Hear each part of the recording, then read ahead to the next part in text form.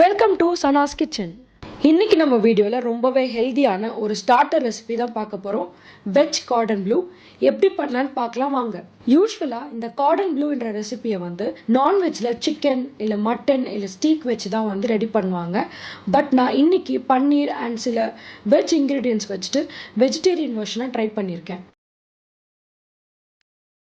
இந்த veg garden blue recipe பண்ணுறதுக்காக உள்ளே ஒரு ஸ்டஃபிங் வைக்கணும்.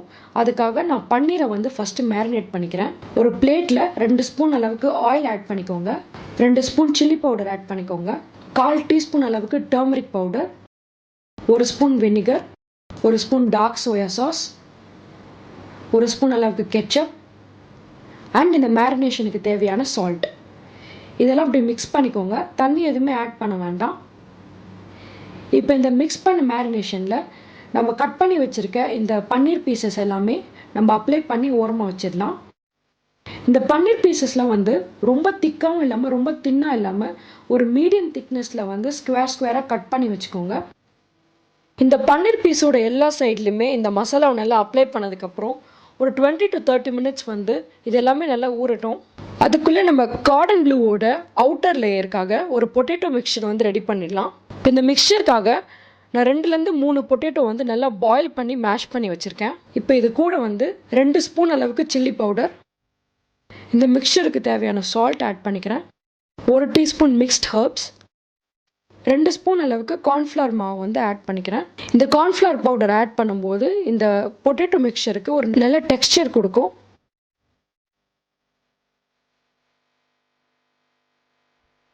இப்போ நம்ம ஊற வச்சுருந்த எல்லா பன்னீர் பீசஸையுமே ரோஸ்ட் பண்ணி எடுத்துக்கலாம். ஒரு தவா வச்சு 2லேருந்து 3 ஸ்பூன் ஆயில் நான் ஆட் பண்ணிக்கிறேன்.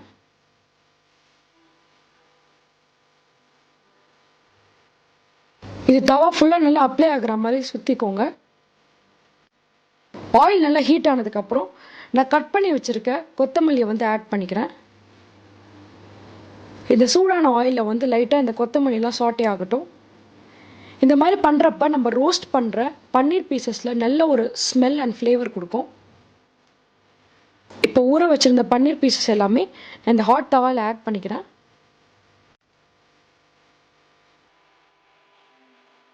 ஒன் to 2 மினிட்ஸ் 2 சைடுமே நல்லா ரோஸ்ட் பண்ணி எடுத்துக்கோங்க.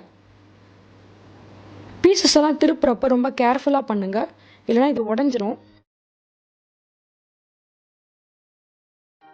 பார்த்தீங்கன்னா நம்மளோட பன்னீர் பீசஸ்லாம் நல்லா கோல்டன் ப்ரௌன் கலரில் சூப்பராக ரோஸ்ட் ஆயிடுச்சு. கார்டன் ப்ளூக்குள்ளே ஸ்டஃப் பண்ணுறதுக்காக செகண்டாக ஒரு லேயருக்காக நான் பீஸா ஸ்டஃபிங் ரெடி பண்ணிக்கிறேன். 1 கப் அளவுக்கு ஸ்வீட் கார்ன் பாயில் பண்ணி ஆட் பண்ணிக்கிறேன். 1 கப் அளவுக்கு மிக்ஸ்ட் கேப்சிகம் நல்லா பொடியாக கட் பண்ணி ஆட் பண்ணிக்கிறேன். இப்போ இது கூட ஸ்பைஸ்அப் பண்ணுறதுக்காக 2 ஸ்பூன் அளவுக்கு dry red chilli paste add பண்ணிக்கிறேன். இந்த பீஸா ஸ்டஃபிங்க்கு தேவையான சால்ட், ஒரு 1/4 டீஸ்பூன் அளவுக்கு மிக்ஸ்ட் ஹர்ப், 1 டீஸ்பூன் அளவுக்கு பெப்பர் பவுடர், இதெல்லாமே நல்லா மிக்ஸ் பண்ணிக்கோங்க. இன்னும் கொஞ்சம் க்ரன்ச்சியாக வேணும்னா நீங்கள் கியூக்கம்பர் இல்லைனா ஆனியன்ஸ்லாம் கட் பண்ணி கூட ஆட் பண்ணி மிக்ஸ் பண்ணிடலாம். இப்போ நம்மளோட பீஸா ஸ்டஃபிங் ரெடி ஆகிடுச்சு. நெக்ஸ்ட் ஸ்டெப்பாக இந்த கார்டன் ப்ளூ நம்ம லேயர்ஸாக ப்ளேஸ் பண்ணி ரோல் பண்ண போகிறோம். அதுக்காக ஒரு பட்டர் பேப்பர் வச்சுக்கிறேன். மேலே ஆயிலை நல்லா க்ரீஸ் பண்ணிக்கலாம். இந்த பட்டர் பேப்பர் மேலே எதுக்காக ஆயில் க்ரீஸ் பண்ணுறோன்னா, நம்ம பொட்டேட்டோ மிக்சரை நல்லா ஸ்ப்ரெட் பண்ணுறப்ப ஈஸியாக ஸ்ப்ரெட் ஆகிடும். ஒரு போர்ஷன் ஆஃப் பொட்டேட்டோ மிக்சரை எடுத்து நான் இந்த மாதிரி ஸ்ப்ரெட் பண்ணிக்கிறேன். ரொம்ப திக்காகவும் இல்லாமல் ரொம்ப தின்னாகவும் இல்லாமல் ஒரு அட்டை கன்சிஸ்டன்சியில் இதை ஸ்ப்ரெட் பண்ணிக்கோங்க. இப்போ இதுக்கு மேலே ஒரு லேயர் ஆஃப் கட் பண்ண சீஸ் நான் ஆட் பண்ணிக்கிறேன். நான் இங்கே செடார் சீஸ் கட் பண்ணி ஆட் பண்ணுறேன். உங்களுக்கு எந்த சீஸ் வேணாலும் நீங்கள் கட் பண்ணி ஆட் பண்ணிக்கலாம். நெக்ஸ்ட் நம்ம ரோஸ்ட் பண்ணி வச்சுருக்க பன்னீர் பீசஸ் எல்லாம் நான் கட் பண்ணி நெக்ஸ்ட் லேயரை ஆட் பண்ணிக்கிறேன். இப்போ இதுக்கு மேலே நான் மிக்ஸ் பண்ணி வச்சுருக்கேன் பீட்சா ஸ்டஃபிங்கை நான் ஆட் பண்ணிக்கிறேன்.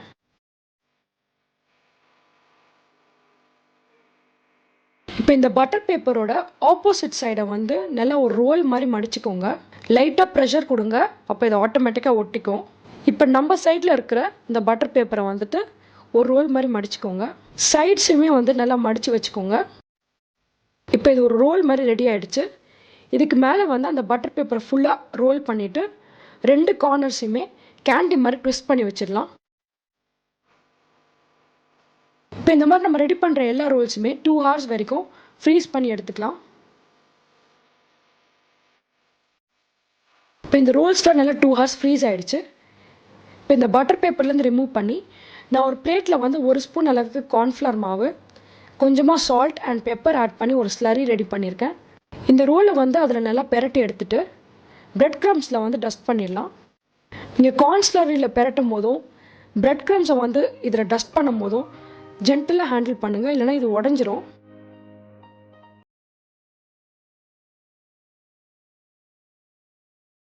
இப்போ இதே மாதிரி நான் ரெடி பண்ணி வச்சுருக்கேன் எல்லா ரோல்ஸுமே கார்ன் ஸ்லரி அண்ட் பிரெட் க்ரம்ஸில் வந்து நான் ரோல் பண்ணி வச்சுட்டேன். இப்போ நம்ம ரெடி பண்ணி வச்சுருக்க இந்த கார்டன் ப்ளூ எல்லாத்தையுமே ஷாலோ ஃப்ரை பண்ணி எடுத்துக்கலாம். ஒரு பேனில் வந்துட்டு ஆயில் போட்டு அது நல்லா ஹீட் ஆகட்டும். மீடியம் ஃப்ளேமில் வச்சு இந்த ஆயில் நல்லா ஹீட் ஆனதுக்கப்புறம் நம்ம ரெடி பண்ணி வச்சுருக்க வெஜ் கார்டன் ப்ளூவை வந்து இதில் போட்டு ஷாலோ ஃப்ரை பண்ணிடலாம். ஒரு சைடுமே 1 to 2 minutes வந்து நல்லா ஃப்ரை பண்ணிக்கோங்க. சைடில் இருக்க அந்த ஹீட்டான ஆயிலை வந்துட்டு இது மேலே நம்ம அப்படியே ட்ரிசில் பண்ணிக்கலாம். ஒரு தடவையும் இதை திருப்பி நல்லா நீங்கள் ஃப்ரை பண்ணுறப்ப கேர்ஃபுல்லாக பண்ணுங்கள், இல்லைனா இது உடஞ்சிரும். இந்த மாதிரி ஹீட்டான ஆயில் வந்து இது மேலே நம்ம ட்ரிசில் பண்ணும்போது சீக்கிரமாக இந்த அவுட்டர் லேயர் வந்து நல்லா வெந்து வந்துடும். இதோட 2 கார்னர்ஸுமே நல்லா கேர்ஃபுல்லாக பிடிச்சி ஃப்ரை பண்ணி எடுத்துக்கோங்க.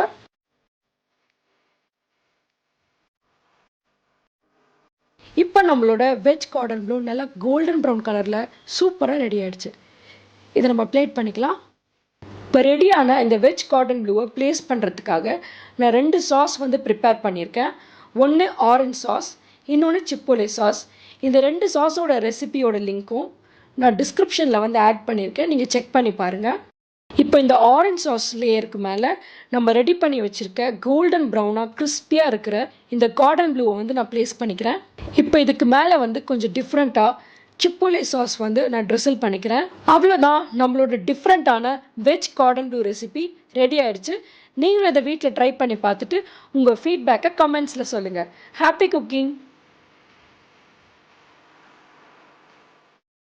இந்த ரெசிபி பிடிச்சிருந்துச்சுன்னா லைக் பண்ணுங்கள், ஃப்ரெண்ட்ஸ் அண்ட் ஃபேமிலியோட ஷேர் பண்ணுங்கள், என்னோட சேனலை சப்ஸ்கிரைப் பண்ணுங்கள். தேங்க்யூ.